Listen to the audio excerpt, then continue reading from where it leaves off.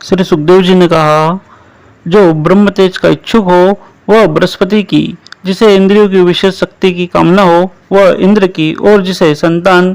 की लालसा हो वह प्रजापतियों की उपासना करे। जिसे लक्ष्मी चाहिए वह माया देवी की, जिसे तेज चाहिए वह अग्नि की, जिसे धन चाहिए वह वसुओं की, और जिस प्रभावशाली पुरुष को वीरता की चाह हो उसे रुद्रों की उपासना करनी चाहिए। जिसे बहुत अन्न प्राप्त करने की इच्छा हो वह अदिति का, जिसे स्वर्ग की कामना हो वह अदिति के पुत्र देवताओं का, जिसे राज्य की अभिलाषा हो वह विश्व देवों का, और जो प्रजा को अपने अनुकूल बनाने की इच्छा रखता हो उसे साध्य देवताओं का आराधन करना चाहिए। आयु की इच्छा से अश्विनी कुमारों का, पुष्टि की इच्छा से पृथ्वी का, और प्रतिष्ठा की चाह हो तो लोकमाता पृथ्वी का और आकाश का सेवन करना चाहिए।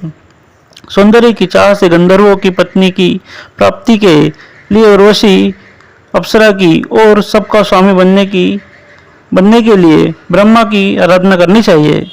जिसे यश की इच्छा हो वह यज्ञ पुरुष की, जिसे खजाने की लालसा हो वह वरुण की, विद्या प्राप्त करने की आकांक्षा हो तो भगवान शंकर की, और पति पत्नी में परस्पर प्रेम रखने के लिए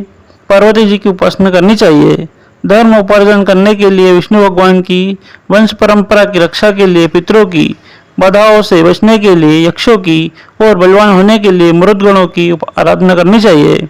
राज्य के लिए मनंतरों के अधिपति देवताओं को, अविचार के लिए निशित को, भोगों के लिए चंद्रमा को, और निष्कामता प्राप्त करने के लिए परम पुरुष नारायण को भजना चाहिए।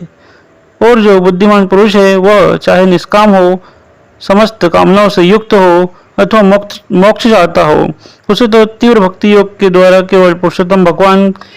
की ही आराधना करनी चाहिए।